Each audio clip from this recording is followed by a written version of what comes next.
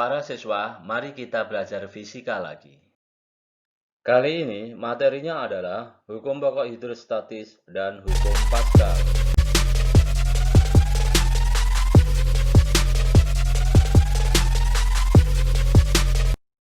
Hukum pokok hidrostatis. Setiap titik yang terletak pada bidang datar di dalam suatu fluida memiliki tekanan hidrostatis yang sama. Sebuah tabung U berisi air dan minyak, seperti tampak pada gambar. Tekanan di titik A dan di titik B sama besar karena sebidang datar. Kita tuliskan sebagai PA sama dengan PB. Karena fluida di atas titik A adalah air, maka PA kita ganti dengan rho air GHA. Dan karena di atas titik B fluidanya adalah minyak, maka PB kita ganti dengan rho minyak GHB. Contoh soal 1. Sebuah tabung U diisi air dan minyak seperti terlihat pada gambar. Tinggi HA sama dengan 3 cm dan HB sama dengan 5 cm. Bila massa jenis air 10⁻³ kg per meter kubik, massa jenis minyak adalah titik-titik.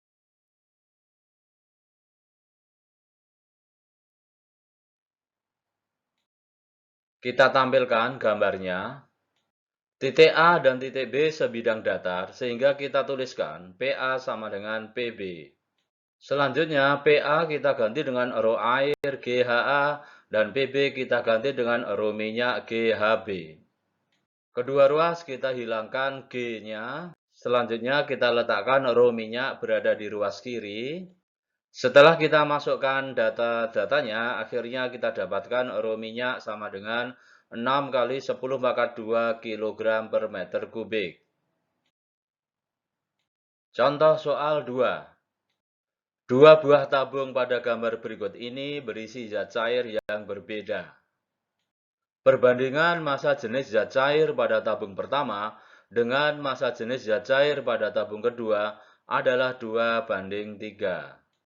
Titik-titik yang mempunyai tekanan sama adalah titik-titik.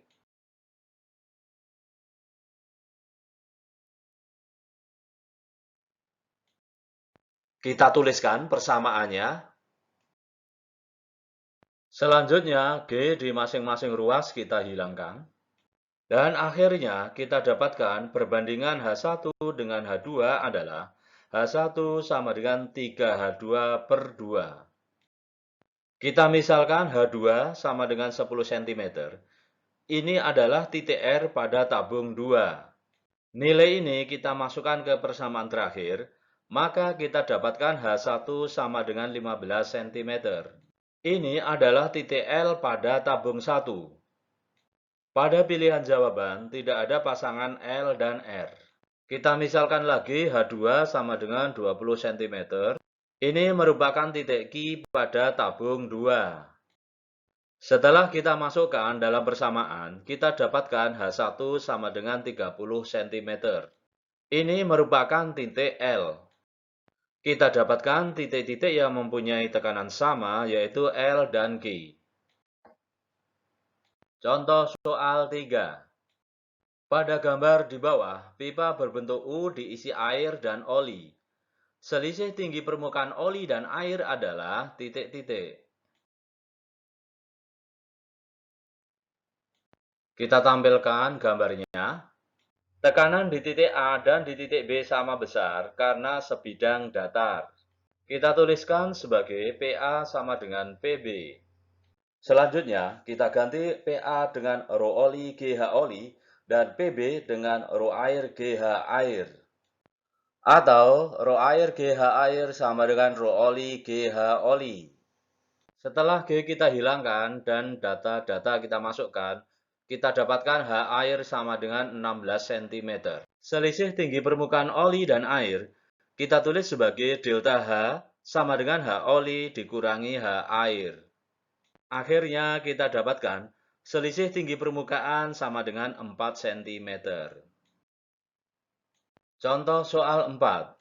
Raksa pada bejana berhubungan mempunyai selisih permukaan 2 cm. Kaki sebelah kiri berisi zat cair yang tingginya 25 cm, berarti massa jenis zat cair itu adalah titik-titik.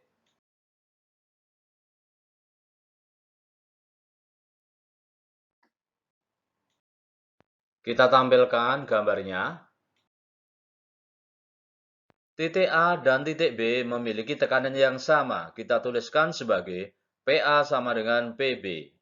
Selanjutnya, kita ganti PA dengan rho zat cair GHA dan PB dengan rho raksa GHB. Setelah kita masukkan data-datanya, kita dapatkan massa jenis zat cair sama dengan 1088 kg meter pangkat min 3. Hukum Pascal. Hukum Pascal menyatakan, tekanan yang diberikan kepada zat cair di dalam ruang tertutup akan diteruskan ke segala arah dan semua bagian ruang tersebut dengan sama besar. Prinsip hukum Pascal dimanfaatkan antara lain pada dongkrak hidrolik, pompa hidrolik, rem hidrolik, dan mesin pengepres hidrolik.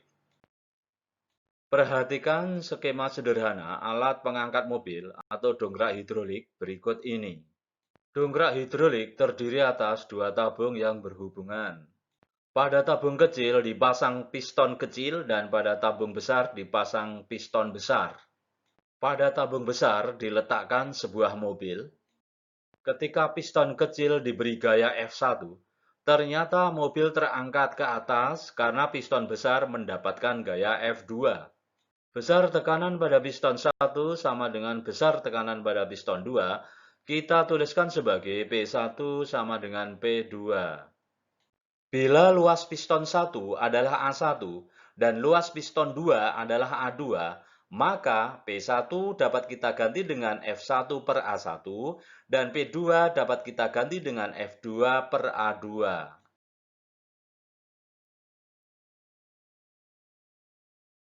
Inilah prinsip dongkrak hidrolik.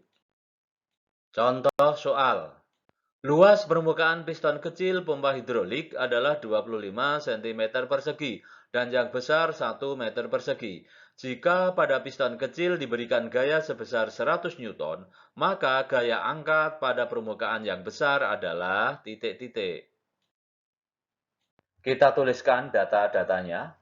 A1 sama dengan 25 cm persegi sama dengan 25 kali 10 pangkat min 4 meter persegi. Kita tuliskan persamaannya, F1 per A1 sama dengan F2 per A2. Selanjutnya F2 kita letakkan di sebelah kiri. Setelah kita masukkan data-datanya, kita dapatkan gaya angkat pada permukaan yang besar atau F2 adalah 40.000 Newton.